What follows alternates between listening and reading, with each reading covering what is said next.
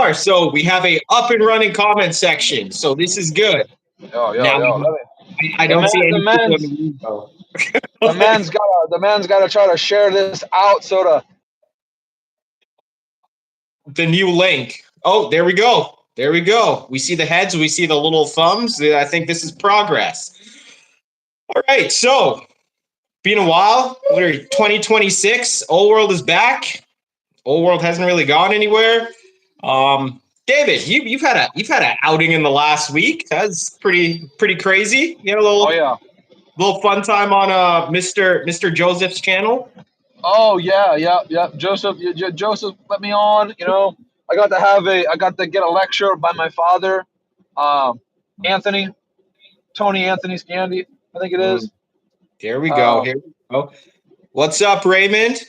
We got a what's up, family. That feels good. Feels good when it's live. You see the comment section. Yeah, it's interactive. You don't just get to lock in and lecture people. Yeah, but we got Sebastian Silva. Yo, the fucking boy, the one and only. I thought this man was dead. Here he is. Sebastian Silva is back. What's going on, Sebastian? This feels like old times. It's just the boys get back together again.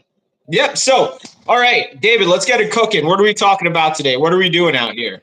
Well, I mean, since everybody was misled a couple days ago, or kind of tried to mislead them on the boy, we're here to just talk about, what the old world guys stand for, what we're actually trying to do, what's the goal, what's the projection for the future. I guess we're just gonna get into it. What we're trying to really do out here. Yeah, sweet. I'm into it. I feel like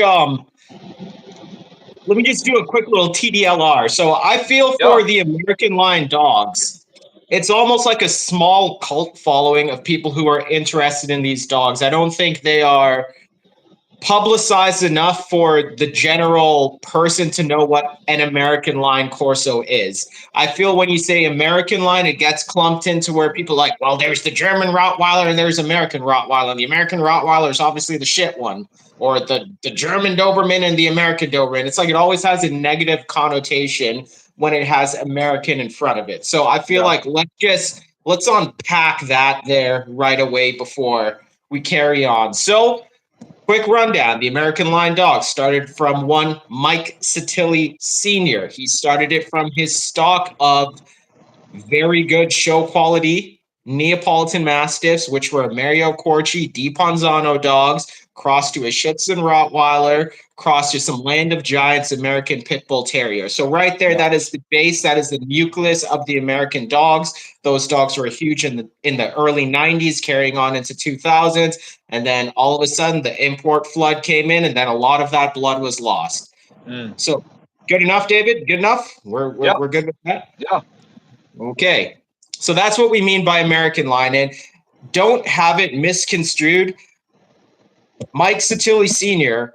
had Di Ponzano, Mario Corci, Neapolitan Mastiff blood, which is the base of every Cane Corso type dog is Neapolitan Mastiff. He had the Di Ponzano stuff. So had some of the Di Ponzano stuff. Like I guess the big dog that went back that was the Brutus dog, which is behind every American Line Corso. You have Brutus, and that was the dog that was going back. That some of the other ones, he had from several different places, but that's one of the big dogs, and that's the most important dog because he's probably behind every American dog, probably 30x times. Fair enough. There we go. The boy David breaking it down. So let's go in from here. So I guess the podcast is about what is Old World about? Why do Old World breed American Line dogs? What is the point? Why do they have this shit? Why do they care about breeding it? Why do they care about preserving it? So we'll pass it on to the man himself. David, here you go. All ears. Yeah. I mean, I would argue this point. Why not? There's no reason to not preserve the line. They're healthy dogs. They're physically capable specimens of doing whatever you want to do with them. No visible health issues, no hereditary or genetic health issues. Like it's a sound line of dogs, and it's a bloodline that every other person in the States has, I'm not going to use that word. I would say, they basically brought that line to extinction through mass watering down of the bloodline with Italian blood and whatnot.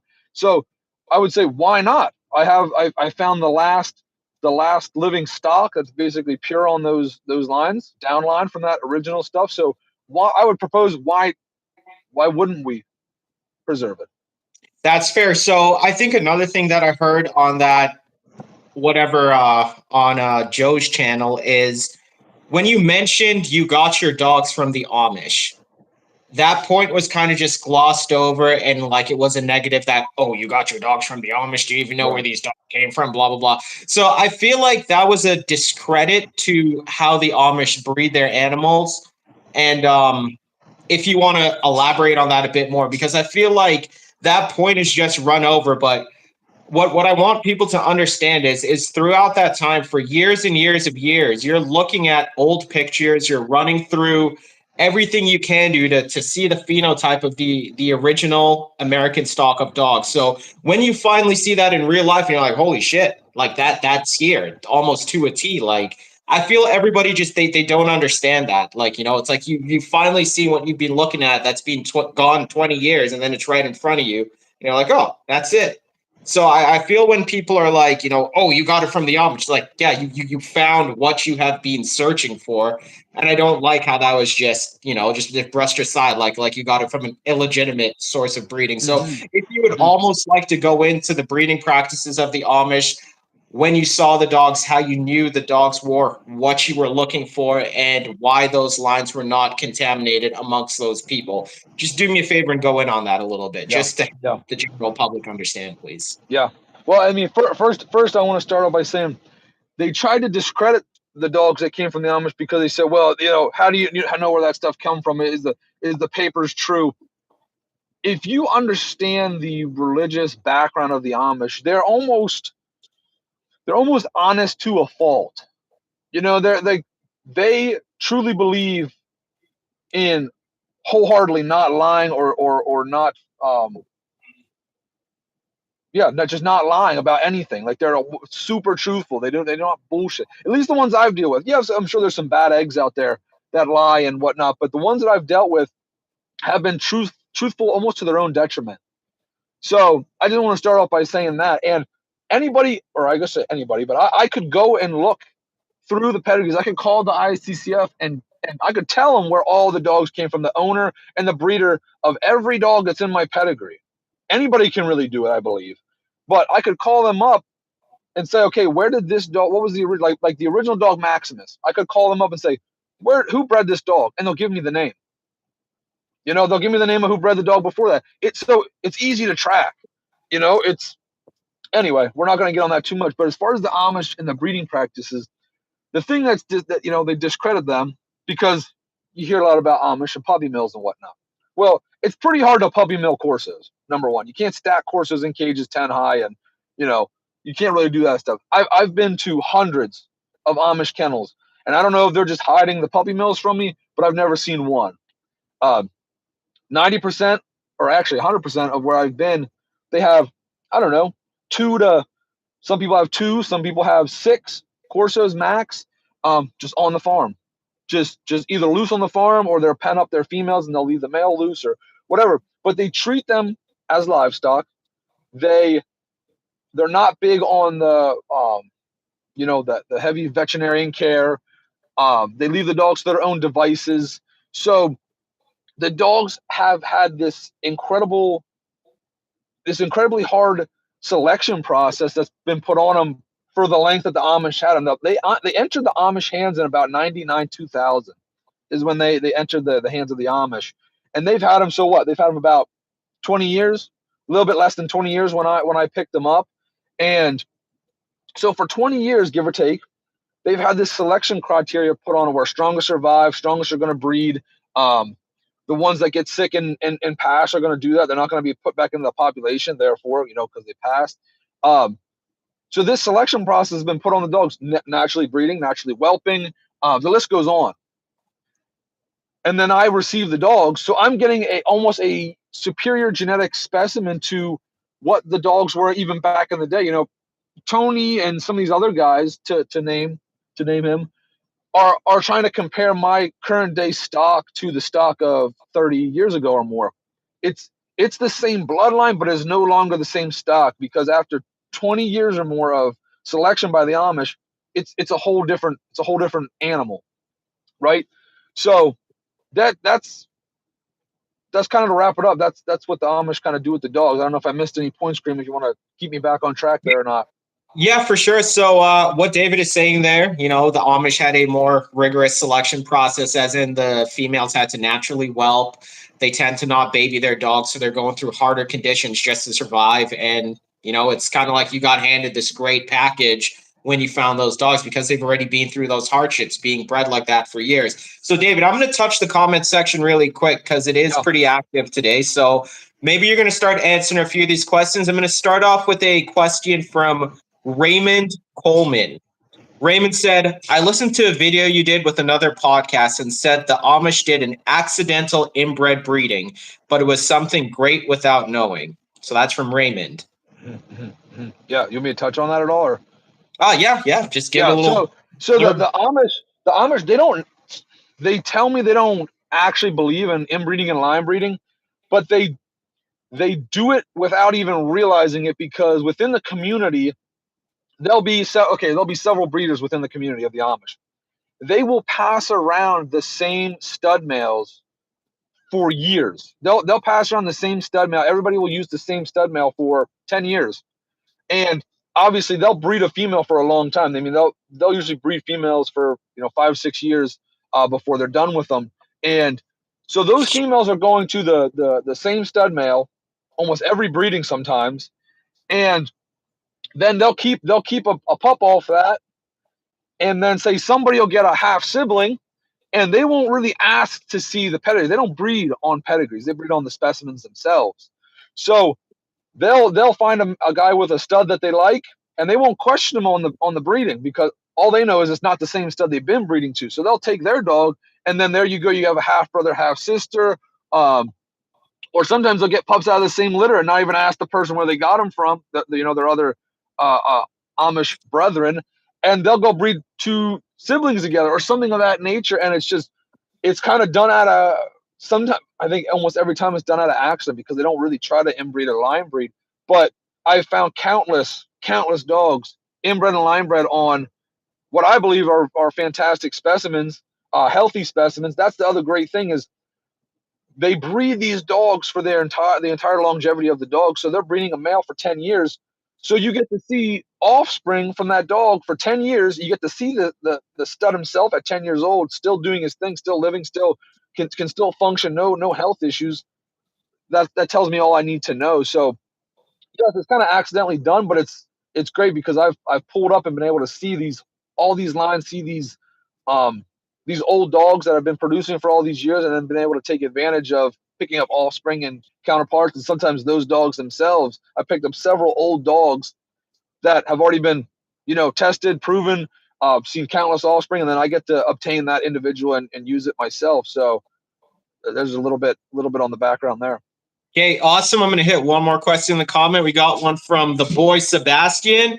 He says, one point I feel got missed on the pod is Tony said he spent years cleaning up the mess Satilli made. My question is, how did he clean it up? Obviously by mixing boxer, and still denies it. So you could touch on that. I would like to touch on that a second too. I think for the past 30-something odd years, this guy's been in the dogs. I'm using quotations here. So you've been selling puppies for 30-something odd years.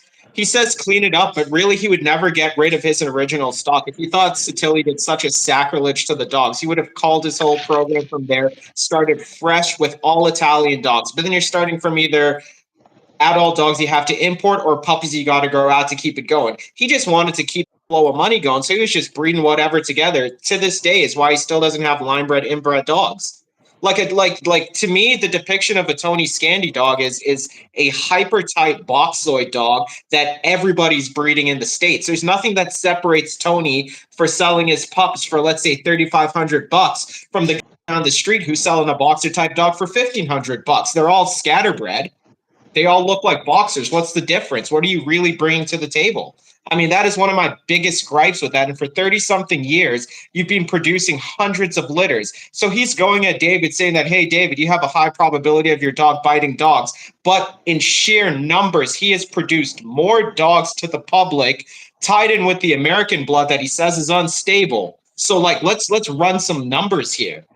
How many puppies have you released so you have X amount of dogs in the public with this American blood that you deem so aggressive, and there's David who doesn't sell to the public? Well, who has a higher probability of a dog biting somebody? Like it's basic math. Basic math. But anyways, David, your turn over here. Let me just pass I don't even want to dig in. I don't even want to dig in too much on the Tony. We'll leave that for debate part 2 if it goes through. I think everybody knows the truth on it. If you're not naive, if you're not brainwashed, if you don't drink the Kool-Aid, you already know all this stuff. So I would just say it's contradictory to him to say that the American line is shit, but then he doubles back to say that he had these 3, 4, 5, 6 American dogs back in the day that were the best specimens. They could still hold their own with today's modern dogs, but he happened to have those great dogs, but my current dogs that are down from all that are trash. So it's contradictory for him to say that. And like you said, you can go back and look at all his pedigrees. He still has all those dogs in the background of his current dogs. So if they were, like you said, if they were such trash, he would have completely called his line. But he believed that there was multiple specimens off the American dogs that were top tier individuals. So if that is the case, if he can believe and he can say that there's top tier individuals that were off that original stock, why can't I have top tier individuals as well 30 years down the line from that exact same stock? So, but again, I don't want to get too much into the Tony stuff. Yeah, I'll tell you why, buddy. He dismantled your program. What's that? I said he dismantled the logic of your program. That's why. You know, what Tony says goes, even though to this day right. you could breed boxer bull mastiff hybrids, and that's a Corso. Let me hop back in the comment section, see what the boys have to say. So we got Raymond's active right now. Raymond says, I believe a lot of the mainstream breeders have garbage. With all of the underground breeders are doing great due to the preservation of the breed. So let's touch on that a little bit with what Raymond says. Can I hit this a little bit before you, David? Yeah, go ahead. So Raymond, I completely agree. There's actually going to be a bunch of stuff coming on David's Old World channel and a bunch of other interviews coming down the pipe where we're actually going to start interviewing these underground American line breeders. There's a ton of them out here. A lot of them have super cool dogs. You know, they're preserving their own certain part of American history of the dogs, and I think it's awesome. So that's going to be happening pretty soon on this channel, and I think it's going to give people. Not to cut you off, but yeah, I'm hoping every week from here on out, if I can get everybody, on board. Which I think several individuals probably watching or to follow us got reached out to by the man Copeland. I don't know if they know who the man Copeland is, but but he's in the room with us right now. But so he reached out to a lot of people, got a lot of people on board. So I'm hoping from the next every week from here on out, I'm hoping to interview some kind of American line, fancier or breeder. As long as they back the American dogs, I'm willing to pretty much interview anybody just to get them on here and just to keep promoting, the name and the lines, behind the American dogs. So that's something that I think guys will look forward to. I'm hoping that everybody jumps on board and does the interviews with me. Yeah, I think that's going to be really cool, and it's going to show the public like the phenotypes of the American dog, the temperaments that are behind them.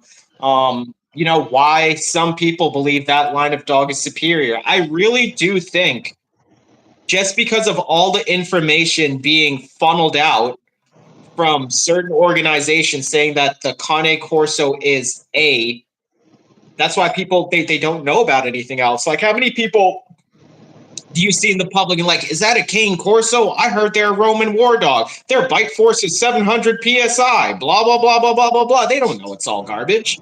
Right. And that's not, again, that goes back to what's Old World about. We're not about trying to sell dogs to those people. I mean, I will try to educate somebody if they want to, they really want to know. But I'm not out here to try to sell dogs to those people. It's not my audience, and I don't even want to use the word client because I don't have clients. I have other individuals that want to work and preserve this line. So that's the people that I'm looking for. I'm not looking for these everyday people that, some of these breeders that we're talking about. I'm tired of even giving them airtime. Some of these breeders that go against me and are the mainstream breeders, that's their audience, the everyday Joe. And that's why, let me break this down. And we're straying off what Old World's about, but I feel the need to touch it. They're breeding these watered down Corsos. They know it. They've said it. The old American dogs. Everybody knows if you want a real hard Corso guard dog to do what a Mastiff should do, you're going to get a primarily American bred dog. And guess what? It's probably going to be a big blue sloppy type or clean, whatever, but mostly sloppy type dog. And it's going to be primarily American bred. Those are going to be the roughest, the most aggressive and more guard dog type animals. So no wonder they don't want that, because like we said, 99% of the population cannot have those dogs, cannot handle those dogs. So they've physically had to, and they go on record saying they've had to water down the bloodlines to be able to offer Corsos to the general public. And the general public is not who I care about, and the general public is not my targeted audience at all. But that's why these guys have had to water down the dogs, so everybody can own a Corso. Your Wine Mom Club of Ohio, so all those women can have Corsos instead of getting what they should have: labs, golden retrievers, fucking chihuahuas. No, but everybody has to have a Corso now. So case in point, if everybody has to have a Corso, you have to water down and ruin the breed. It's not no fallacy. That's 100%. That's 100% accurate. If everybody has to have a Corso, you got to water it down. Tell me this: why is some of the baddest dogs on the planet are your livestock guardian type breeds? Your Central Asians, your Central Ovcharkas, your Kangals, your Alibis, what you name it. All those different breeds. They're some of the baddest dogs. I don't see them watering those dogs down in record numbers, because they're bred and used for a task, and there's still plenty of places that can utilize a dog like that. So why can't the same be done for these American dogs? It's such a niche. So if it's a niche and such as small as we know it is, just look at the following and the people that back it. It's not a ton of guys, so it's very niche. So, but if the Central Asians and all the livestock guardians can maintain a very hot, aggressive dog that will fucking bite you if you do the wrong thing, why can't it the same be done for the American line Corsos? That's fair, and I think that's where we get into the different client. I don't even like using that word, but the different. Right. Let me try to reword this. The different interest in the dogs now, maybe versus people looking at the dogs 20, 30 years ago. I mean, everything was different 20, 30 years ago. When my grandfather was in dogs, when your dad was in dogs, anything like that, like the dogs were different. You hear dog trainers saying dogs 20, 30 years ago acted different, more aggressive, preserved the hot temperament. But I feel now people want these big, imposing, gnarly looking dogs, but they want a little teddy bear that could be on their couch and be around their kids. It's like their desire outweighs the necessity of what the animal is supposed to do. So you have people like, say, Tony, everybody else in that weird Corso world, like, I could give you a big, scary dog, but it's stable. Just call a spade a spade. I'll give you a husk of what this dog used to be. I'll give you a shell of what this animal used to be. If you want that type of dog, then you will get the dog full what it's supposed to be. You'll get it with the temperament. You'll get it with the look. You'll get it doing what it's supposed to do. That's what Old World is about. All those other guys, they're just selling you a shell of what these animals used to be. That's just what it is. Right. That it's supply and demand. You want big, scary dog that you could take to the dog park, and people could talk about you how big your dog is. Like, it's just weird. Right. It's all that's another note. That's another note. I'm still off track, but we are where we are. That's the thing that, again, some of these people were questioning me on.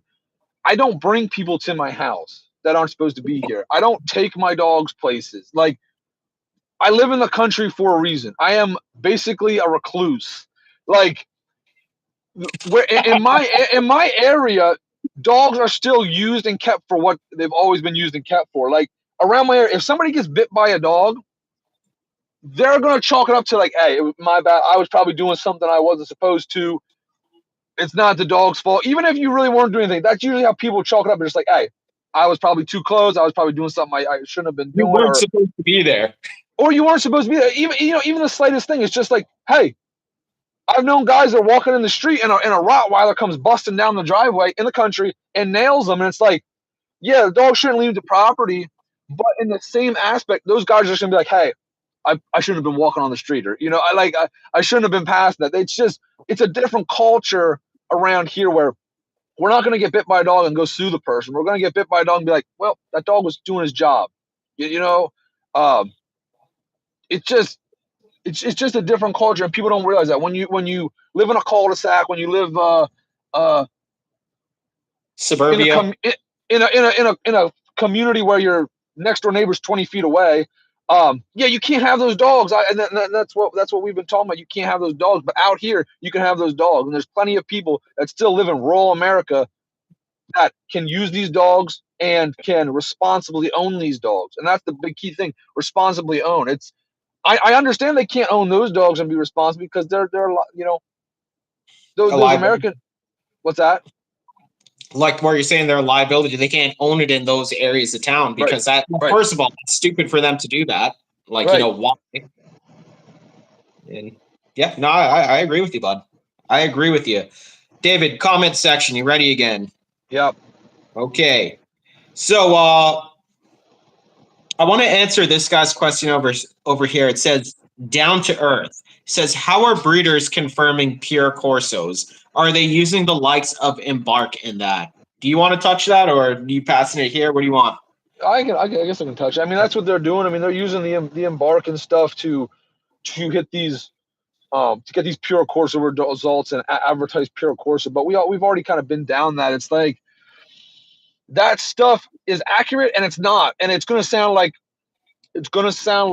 we're hating or we're trying to, I don't know, bend the truth or whatnot. But you have to understand it on a deeper level, and these people don't understand it on the level of that me and Cream do.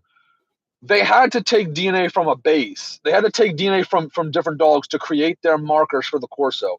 So what do you think is going to happen if you have a dog from the bloodline that they selected their general population to get their markers? If you have an individual from that same bloodline and you test it, it's going to come back 100% Corso. And if somebody who doesn't have a dog from that bloodline, DNA is a dog, it's going to come back as a mix. And that's what we're seeing, and that's how we're seeing people take advantage of the Embark. They kind of know where the base of their genetic population came to get their markers. And when you DNA those dogs, they're coming back 100%. But when you DNA a dog, say, from us, it's not coming back 100% because it's not related to that shit. But if they would have pulled their genetic markers and their pool from, say, this kennel, then I would have been able to test my dogs and get 100%. And there's been people that have tested dogs from this same bloodline that get 100% Corso because it's easy to falsify. You can say, what do you think this is? I think it's a Corso, and send them to Embark, and then you get Corso results. And then when you use Wisdom Panel, which I believe is more truthful, you get the real breakdown and the real percentages that are actually behind the dogs. But it's that 100% of anything is nonsense, because we know it's all, every dog's a mix. So having 100% of something is very hard to do unless you have like a 100, 200-year-old, bloodline of dogs or pool of dogs. I'll be damned, David. You shot that one. You killed that. Buddy, that was smooth. That was smooth. I'll be damned. Shit, the man's knuckles aren't dragging anymore. It's the come up. It's the come up. To get back to what we were talking about what Old World's about. I just want to reiterate where we're at here. We're 30 minutes in. It's like number one goal. I would say even above the bloodline thing is I want to produce obviously healthy, sound dogs. I think that should be number one for Old World. sound, healthy dogs. Then that doesn't mean go out and spend $1,000, $2,000 on health tests to tell you that the dog is sound. If you're not a jackass, you can figure that one out. But that's number one, healthy, sound individuals. Number two is our biggest thing is preserving the damn blood, preserving the American blood. It's like, I am not crossing shit in here. I am not trying to change the genetic makeup of the bloodline. I am trying to preserve the American blood. I don't care if you don't like it. I don't care what you say about the American blood. If it's mixed, it's this or that. I don't care. I'm preserving that.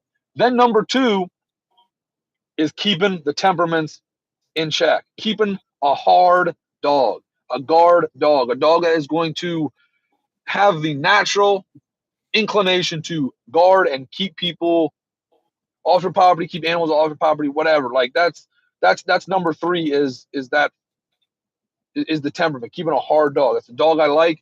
Anybody can that doesn't agree with that, well, they can kiss my ass, because my program, my dogs, this is how I keep it. And yet I've straying off a little bit here, but we've shown that dogs can come from here, be put in a family atmosphere, and it doesn't.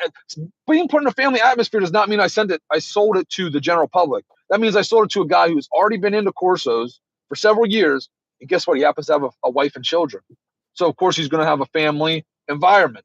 So just as I do, I have a wife, I have children. The dogs can be around that, but it doesn't mean they can be around strangers. So just to reiterate, but we've seen dogs that I've placed in households where there's a family atmosphere. The dogs are fine with the children, fine with the wife. You know what they're not fine with?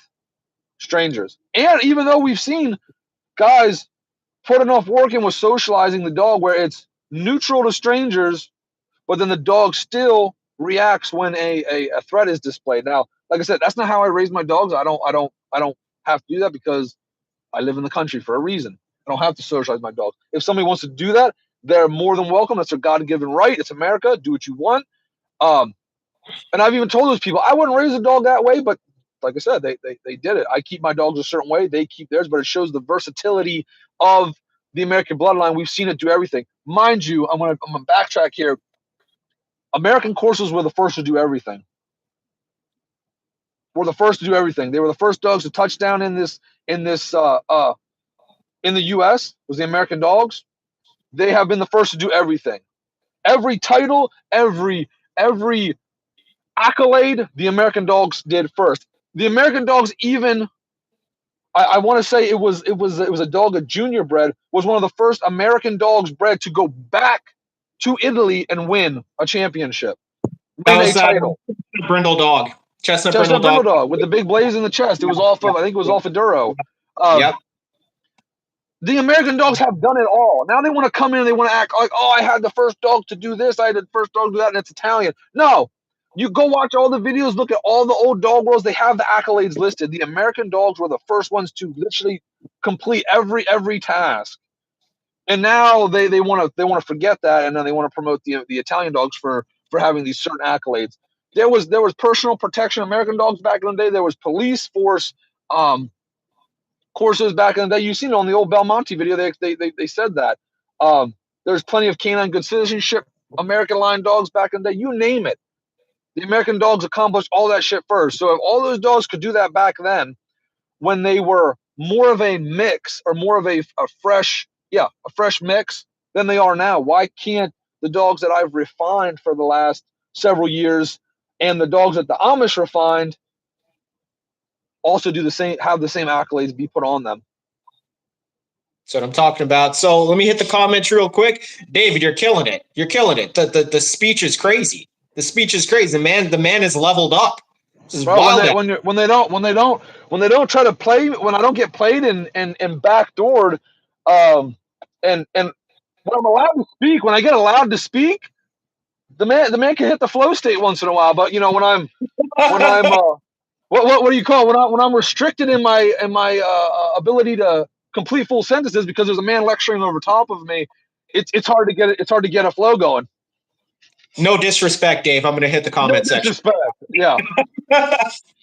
we got Nostralo saying, "Sup, Dave, Kareem, how's everything going? What's going on, brother? What is going on? We got Down to Earth saying, those are the dogs you fell in love with, so I cannot blame you. Heck yeah, man. Like, we all remember back in the day, like years ago, when Saladin would post a video about the American line dogs, and you get so hyped up because the dude had like a passion and conviction when he was talking about the dogs. And then, you saw the initial pictures. This was before we started dropping all the pictures. You saw that first glimpse of pictures. Everybody remembers the first time they saw Kokomo, and you shit your pants, and you're like, "What's that?" Yeah, who's that?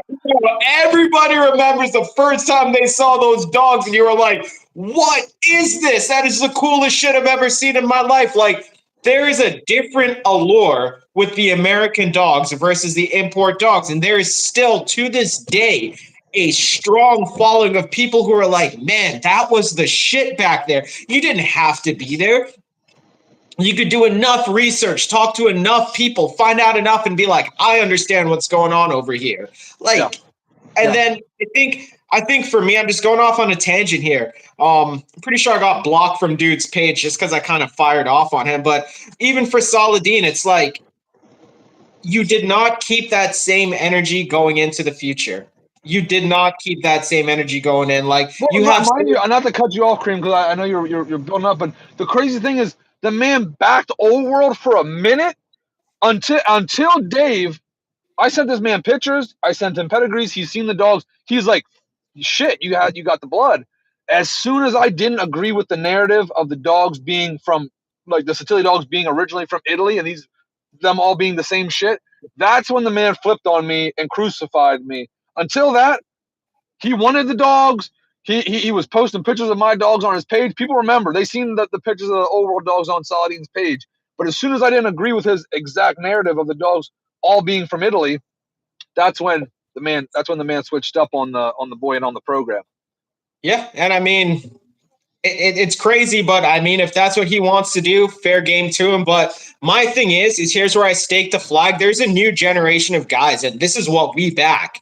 We're not the same old heads who are like, "Oh, I was there and I saw the dogs," but you don't have a fucking lick of DNA left to pass those dogs down anymore because everybody pissed it away. Everybody fucked off with those dogs. But there's guys now who have that blood, not just Old World. There's other guys who have their own American line programs going, and we're not going anywhere. We're pushing that shit to get these dogs where they have to go. So real shit, if you guys aren't with it, then kick rocks. Right. But the dogs are going to get where they need to be in this generation while we have the capacity to do this. This stuff isn't getting pissed away. The stuff is going to get refined, passed along. So when 2 decades down the line, the next young kids come along, they're like, "Oh, I just stumbled across the American line dogs." Like, bro, we got you.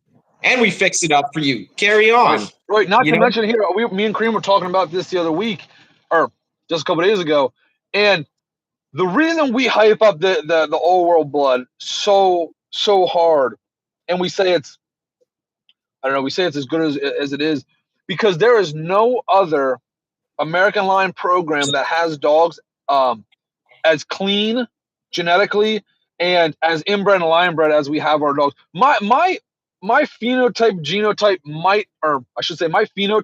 might not be everybody's cup of tea, and that's fine. But I guarantee you, I know for a fact, I have the cleanest and the purest genetic base for you to build upon, to build your structure on top of. I have the solid poured foundation walls locked in the Old World dogs for then you to build your structure on top of. I don't care if you change the phenotype. I don't care if my phenotype might not be your cup of tea. That's fine. But I can guarantee I have some of the healthiest and I have some of the most solid genetic base for anybody to build on, because it's been bred so pure and the blood has been purified so long that it's just the best. It's like building a house on what do they call what is Sean from Bulldog Social Club? It's like building a house of cards. Most of these bloodlines is like a house of cards, no foundation. Any breeze comes by, your shit's crumbling. Old World is that fucking those poured cement walls to build your shit onto. So you take Old World and you infuse whatever you want. We're strictly talking American. So you don't like my dogs because they might be a little bit too athletic. They might be a little too, long and lean for most people. Good, take my line, but then go heavily breed Brick City into it, or go heavily breed maybe some like original Alcor dogs into it. Thicken it up or do what you want for the phenotype, but you're always going to come back for the strong base that I'm going to provide. And let me touch on that real quick, David. That is what Old World is. We're trying to just have the strongest base that anybody needs to build their program on. Yeah, dude, run with the Brick City dogs. Like, I think Brick City dogs are dope. Run with some Alcor dogs. I think some old Alcor is freaking cool, man. Like, I don't have any discrepancy, but all Old World is to give you that pure base that you tie your stuff back into to stabilize the blood that was added in those later reiterations of the American dogs. That is what Old World is. And to give you to give you a lot of the phenotypical traits and structures of the old American dogs. A lot of people with the like, say, the Brick City dogs or the Alcor dogs, or some of the other bloodlines, they've started to lose your certain features. There was features to those original dogs that were lost in some of the other bloodlines. I strongly believe Old World's one of the last bloodlines that has all those kind of structures and features locked in. For the correct eye set, the correct head structure, skull shape, those high cheekbones that give you that iconic head shape of like the dogs off the Super 6. Those type of dog, we have that locked in. So, like I said, if you don't like the frame size or the bone structure, like I said, you can cross some other stuff in and change that, but you're never gonna find a better base than the Old World dogs. And people, you can debate that. Everybody can try to debate that, but I think you start to see the pedigree and you start to see how long of a bloodline that we're going to have and how much we're going to inbreed and line breed and still have healthy specimens. Like, I'm on another generation of inbred dogs. I bred Diesel, who was the result of a half brother, half sister, to his daughter, and their mother, his daughter's mother is another dog that was out of half siblings. So then you breed the father to the daughter. Then I took a pup from the triple threat and went back to the uncle, a full belly mate brother to her mother. And yet I'm at another generation of dogs, and we're going to pick through them and pick the best, but we keep upping the COI and the coefficient of inbreeding and the coefficient of relation, and we're still getting healthy specimens. We're still just keep shrinking that gene pool to where the expectations when you breed those dogs, it's not going to be all over the place. You're gonna know what to expect when you breed a dog that's has this incredibly high COI, COR, and that's just going to prove why the base is so strong. Old family blues. That's what we're doing. Those right. old. If it ain't blue, it ain't true. Okay, let me get back to this comment section real quick. So we got Down to Earth saying, I prefer a little taller myself. Yeah, bro, I like the tall dogs.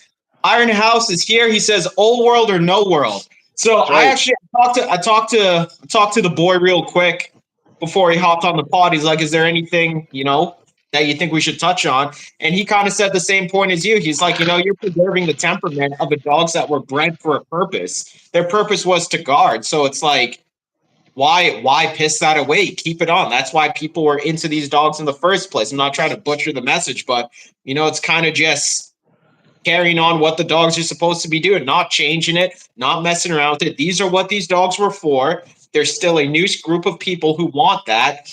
Why deny them that right there? Here's the authentic. And also, not to cut you off, I had a conversation with a real good guy. I'm going to shout him out because he said I could. We're just going to give him some screen time here. If my shit'll update. Yeah, Tim Hollis. Talked to that guy, and he kind of broke down some shit. He's like, all the guard dogs back in the old days, you read the literature, you see some of the pictures and videos that they have from back then. Guard dogs were always banded during the day. They were always tethered during the day, so they wouldn't get after people that might show up or have business in the area. And then most guard dogs were let loose to run at night while everybody was asleep. everywhere. Most people weren't wandering around at night. Only weirdos or people that are doing stuff they shouldn't be wandering around at night. So that therefore the dogs were let loose at night, but they were tethered during the day. You know, as my argument, or my, I shouldn't say, as the guy who was lecturing me the other day had to say that since my dogs are put up and I don't have dogs out 24/7, that they can't be guard dogs. So I just wanted to just throw that out there from that aspect.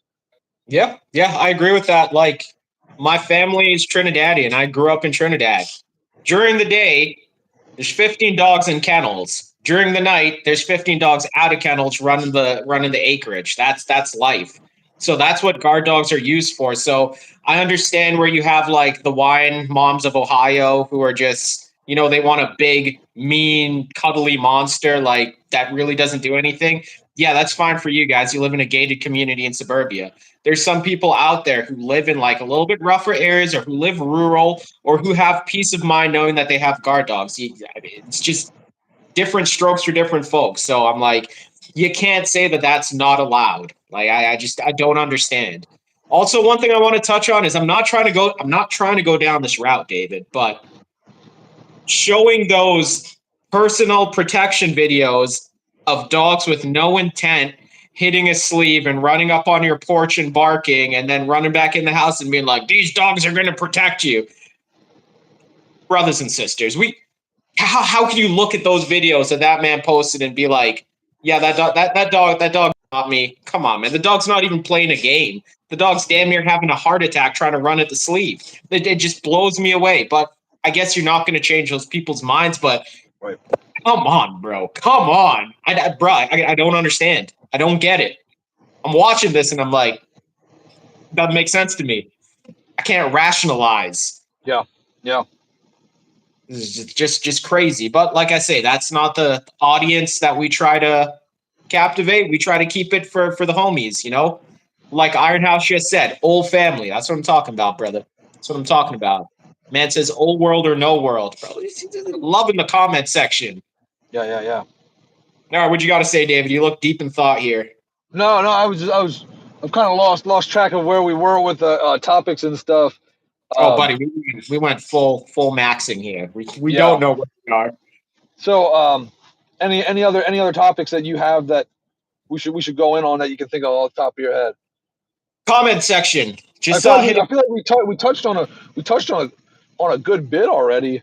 Yeah, pretty productive. I feel like this is pretty darn. I think I'll touch on another thing that old world's trying to do. Like I've said before, I believe yes, I'm going to keep inbreeding and line breeding. I'm going to keep a pure family of these dogs that come off the Amish that are papered. But like I said, I still believe wholeheartedly that at some point you're going to have to put stuff back in these dogs, and I damn well ain't going to any of these big time modern breeders to get stock because it's such a mess.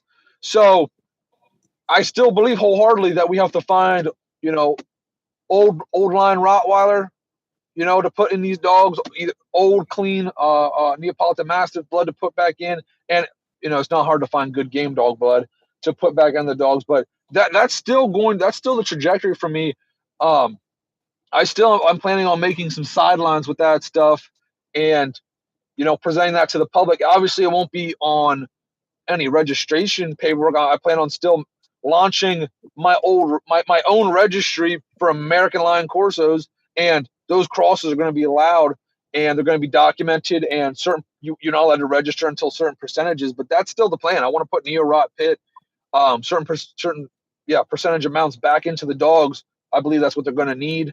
We already have some things in the works, but that's kind of the road we want to take it down. And the register is going to be it's going to be called the ACR, American Corso Registry. And if it just has to be me just keeping track of people's pedigrees and my pedigrees myself and doing it at a very high level, a quality level, that I'll do that. But that's where I see it needs to go, and that's where I believe it needs to go. So that's what I'm going to do. And if people think it's not credible or they don't like it, well, you know what Dave always says: kiss my nuts. thought you were going to say kick rocks. I was anticipating to kick rocks, but yeah. So the ACR, I know that idea was proposed probably about a year and a half ago, but yeah, from my inactive Instagram, which is now being booted up to the public, started reaching out to you guys in the comment section. I think the ACR is going to start up sooner than later over here, and there's a lot of data entry programs which we can use to record everything and to keep everything going. But I think in reality, it has to be done to create a superior dog. These outcrosses have to come back. They're going to have to come back. Right. I think everybody, they just don't understand how crossed up those original dogs, like the heavy hitters that everybody likes. You know, we're going to Rocco, Armani, Nugget, Damien, Zale, any other ones you can think of, Cream. You know, any of those like heavy hitting dogs from back in the day were fresh crosses of something. They had something fresh put in them, and they were always the best looking, the best acting dogs.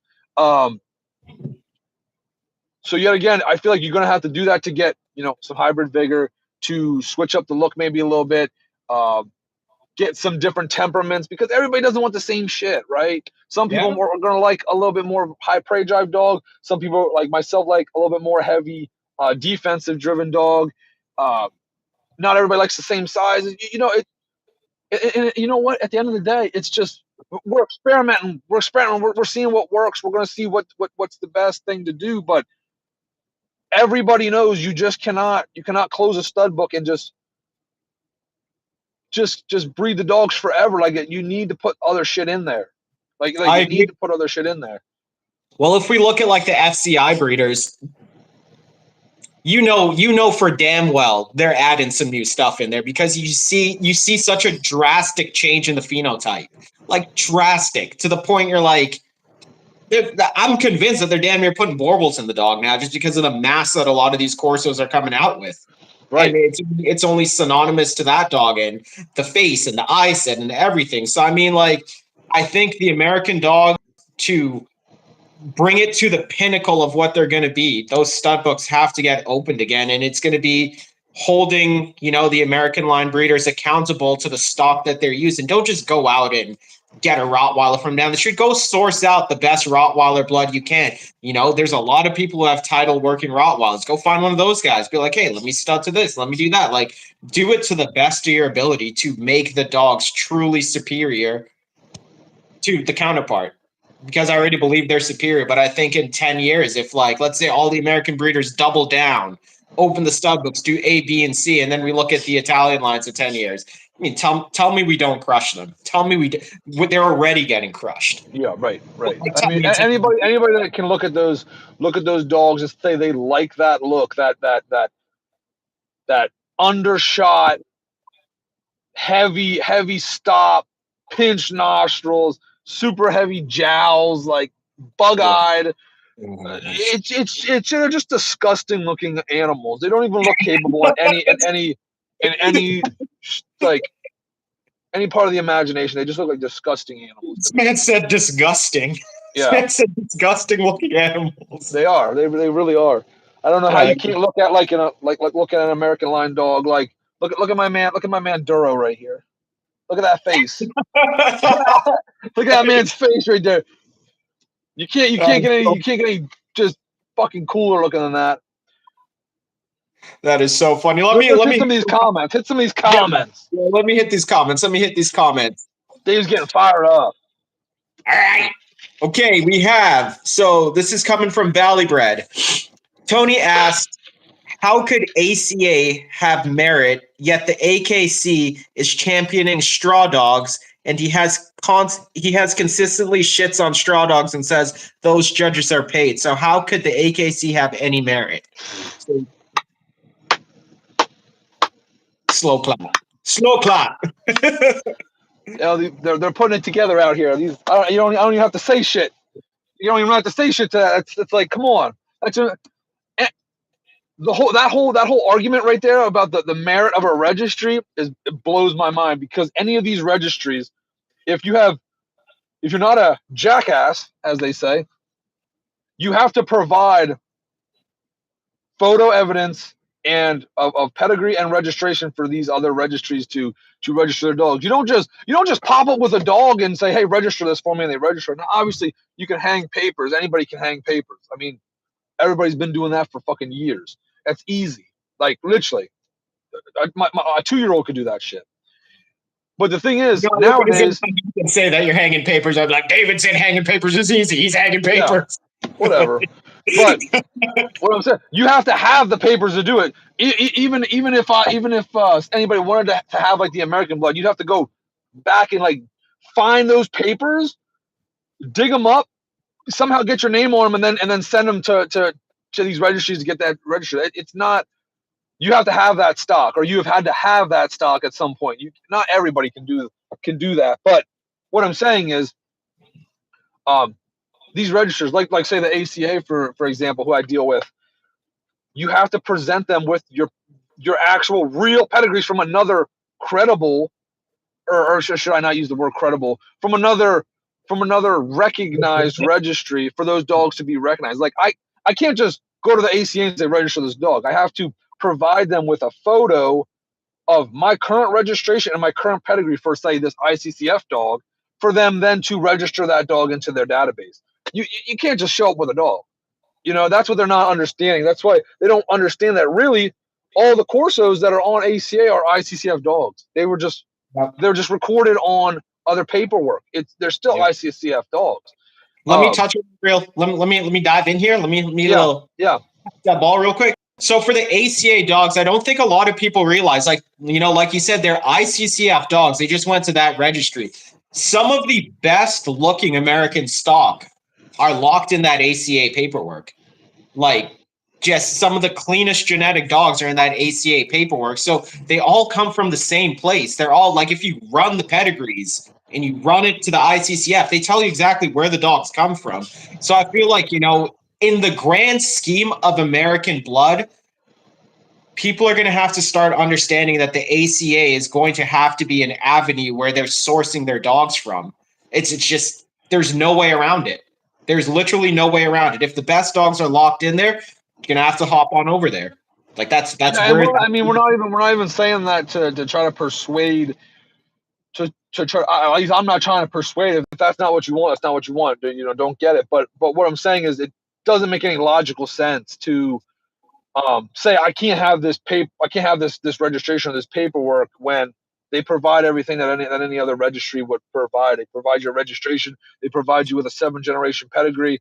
It's all the same. It just, if there's a quality specimen over there, why wouldn't you use it would be my question. I'm not saying you have to use it, but why wouldn't you? Why would you pass it up just because you want to remain on a more popular or a more, what do you want to say, notable current registry? Yeah, I think that's fair. That's a good way to put it. But I think this should be the same way. Like whenever I finally get this one startup that I want to start up, it's like, it's the same thing. Like people can't come to me with some no-name dogs and say, throw some papers on these for me, Dave. They got to bring their current pedigree and their current registration. I'd be like, okay, yeah, this dog belongs to you. This pedigree belongs to this dog, and then I just record it onto some new paper. But that's all these other registries are doing. So I would do the same as that. Let me hit this comment section real quick. Just 2 points. So touching on that straw comment, I remember Ironhouse brought that up too, of like the what is it, the AKC promoting straw dogs. Like, straw dogs are all big and popular right now, and Tony was on board with the straw. Like, dude, what? Hold all that. I remember the boy Ironhouse bring that up. Ironhouse in the comment section also says, ACA is the second biggest registry in the country, so it's obviously doing something right. There we go. Yeah, right. I mean, the thing that blows me away is, like, doing it right or wrong. I mean, it's been around a long time. It's like all they have to do is just keep track of your pedigrees and send you paperwork. It's not hard to say that like the ICCF is more credible than the AKC, or to say the AKC is more credible than the ACA. It's like, it's just a fucking goddamn organization that's supposed to keep your shit. Record keepers. They are just record keepers. So it's like, I mean, I understand maybe the allure around the ICCF. It's like, yes, they were the first Corso registry in the States. Like, I understand why you would want to stay with them. But the thing that I ask is, what are they providing besides that? What are they really providing besides that? Are they having shows? Do they have a newsletter? Are they doing do they do anything for you besides that? Because I think if I was to do this ACR thing and really get that going, I would want to provide more. I would want to do like a fucking monthly newsletter, fucking merch. I would want to have some shows, shows the old real way, not shows where you get to come up and grab the dog's nuts. You look at the dog from afar. I would want to provide other what do you want to say? What's the word? Other incentives. Yeah, other incentives for the person there, because these registries, yes, I know their main job is just record keeping, but it's like you can't provide me anything else. And the shit is they only provide you that, and the prices keep going up, and it's not that fucking hard to keep records and print them on some paper. That my other thing is the cost is wild. You ain't wrong. So I mean that's the trajectory on things to come. I mean, it's looking pretty positive, man. It's looking pretty positive, pretty promising for the future of the American dog. So in the coming weeks, new interviews hopping on the Old World channel, reaching out to other American line breeders. You get to check out their dogs, check out their story, what got them into the dogs. ACR, we're going to go full tilt this year. This is the year it happens, I think, buddies, we're in good shape here. Everything is in good shape. Yep. Everybody likes to say that this is the real dog world or whatever. Like, no, bro. Whatever those people are in, that's a fallacy. That's false. This is the real blue collar working man's dog over here. Keep your show ring nonsense over there. Keep your lies to yourself, telling you that this boxoid dog is a Corso just so you can sit in your backyard and share a spritzer with your neighbor, talking about how badass you are. Leave the blue collar working Corsos to the American line dogs. Anything else, kick rocks, bro. That's where I'm at with this. That's where I'm at with this. When you look at the guys who keep, breed, and source these American dogs, bro, they're dudes. They're some hard dudes. This is what they do. When we look at where the import stuff is for a lot of the Italian dogs, like, who owns those dogs? Bro, it's a different nerds. It's a different scope of people who mess with the dogs. So, like I say, keep it to the wine moms of Ohio over there. You guys keep whatever you want to do with the AKC. We'll keep it pushing out here. Yeah. Can't stop. Won't stop. Won't stop. Old World for life. Not new to this, true to this. Old World, it's blue to this. You know what I'm saying? Yeah. Bro, I think this is a pretty damn decent podcast. Upper 20 the comment section still. Great questions, guys that were in the chat. Ironhouse, fucking Valley Bread. I'm gonna be fucking reaching out for interviews. I don't care how many dogs you have. I don't care how long you've been doing this. I'm gonna be reaching out, and we're gonna be putting the American name on the space. So hopefully you guys hop on for an interview. In the comment section too. No Strello is out there. We'll give him his shout out. We had Jay Diz out here. We had a lot of people. So before we log off, boys, any questions? Anybody got any more questions? Let's keep asking around. We got a few more minutes. I saw a guy. He was saying about any merch, about shirts or trucker hats or shit like that. Hold on. Let me get to that. We found it. It is Pep's dog. He says, "You got any merch? I'd like to get a shirt or trucker hat from you." Reach out to David on his Instagram. The man's public now. I'm sure he could get you sorted with the merch. Should be all good there. Yes. You need the merch, he's got you. If you want to rep the Old World American Corso blood, this man's got you. Also, not to mention, reach out to Ironhouse. The man's coming up with some shirt designs, shirt concepts for American dogs. So we got some merch coming from that man's direction as well. Yeah, that's what I'm saying, bro. Like, everybody in the American dogs got to realize that it's just, you need the army. You can't, it's not the bickering amongst each other. You need that strong American front, because really it's all those other people out there. who just want to discredit it because they're scared that people are going to open their eyes and be like, well, shit, I got the wrong dogs. I want the American dogs. Yep. You know? So, yeah, boys, that's where I'm at. That's where I'm at. Anything else? Comment section seems like it's mellowed out. Went an hour and 5 minutes. We're here. We're here. Do we call it? Is it a call? Is it a call? Yeah, I mean, anything else you can think of, or that we didn't cover that we need to?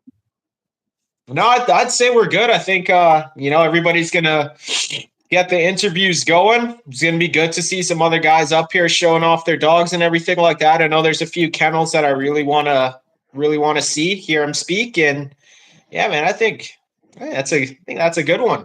Yeah, that's one for the books. All right. Then we're good from there. Until we meet again. Peace.